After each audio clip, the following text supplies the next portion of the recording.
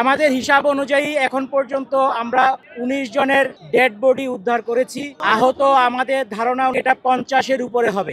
রাজধানীর উত্তরায় milestone school and college ক্যাম্পাসে বাংলাদেশ বিমান বাহিনীর প্রশিক্ষণ বিমান বিধ্বস্তের ঘটনায় এখন পর্যন্ত ১৯ জন মারা গেছেন এবং ৫০ জন আহত হয়েছেন। এক সংবাদ সম্মেলনে এই তথ্য নিশ্চিত করেছেন ফায়ার সার্ভিসের মহাপরিচালক মোহাম্মদ জাহেদ কামাল। এয়ারক্রাফট আনুমানিক ১টার দিকে মাইলস্টোন স্কুল অ্যান্ড কলেজের জাতীয় বার্ন ইনস্টিটিউটের সহযোগী অধ্যাপক ডক্টর অভিজিৎ সংবাদ মাধ্যমকে ৫০ জন আহতের তথ্য নিশ্চিত করেছেন। এর আগে দুপুর ১:০৬ বিমান বাহিনীর F-7 বিজিআই প্রশিক্ষণ বিমানটি উড্ডয়ন করে বলে জানিয়েছে আন্তঃবাহিনী জনসংযোগ পরিদপ্তর। দোতলা স্কুল ভবনে ক্র্যাশ ল্যান্ডিং করেছে।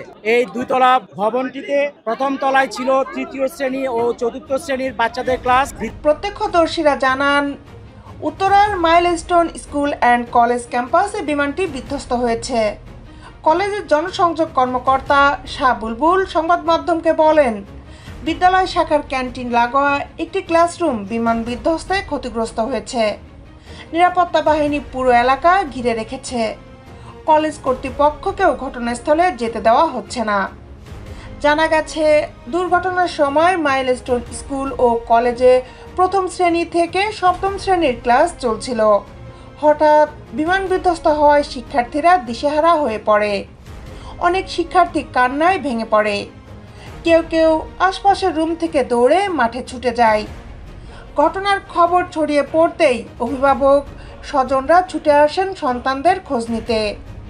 কলেজের প্রবেশপথে ও আশপাশে উদ্বিগ্ন অভিভাবকদের দীর্ঘ সারি তৈরি হয়েছে। ওই ক্র্যাশ ল্যান্ডিং যখন হয় তখন স্কুল ছুটি হয়ে গিয়েছিল এবং ওই সময় যে জায়গায় টিচার্স রুমের সাথে যে বিমান বিধ্বস্ত হয়ে হতাহতের ঘটনায় আগামীকাল মঙ্গলবার একদিনের রাষ্ট্রীয় শোক ঘোষণা করা হয়েছে। আজ সোমবার প্রধান উপদেষ্টার প্রেস উইং থেকে এই তথ্য জানানো হয়েছে। সংবাদ বিজ্ঞপ্তিতে বলা হয়, দেশের সকল সরকারি, আধা সরকারি, স্বায়ত্তশাসিত প্রতিষ্ঠান, শিক্ষা প্রতিষ্ঠানে জাতীয় পতাকা অর্ধনমিত থাকবে। পাশাপাশি সকল সরকারি, বেসরকারি ভবন ও বিদেশে বাংলাদেশি মিশনেও জাতীয় পতাকা অর্ধনমিত থাকবে। এছাড়া আহত নিহতদের জন্য দেশের সকল ধর্মীয় উপাসনালয়ে বিশেষ প্রার্থনার আয়োজন করা হবে বলেও বিজ্ঞপ্তিতে জানানো হয়েছে।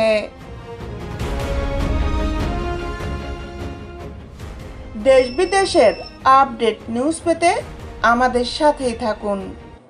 Justice television, Dhaka.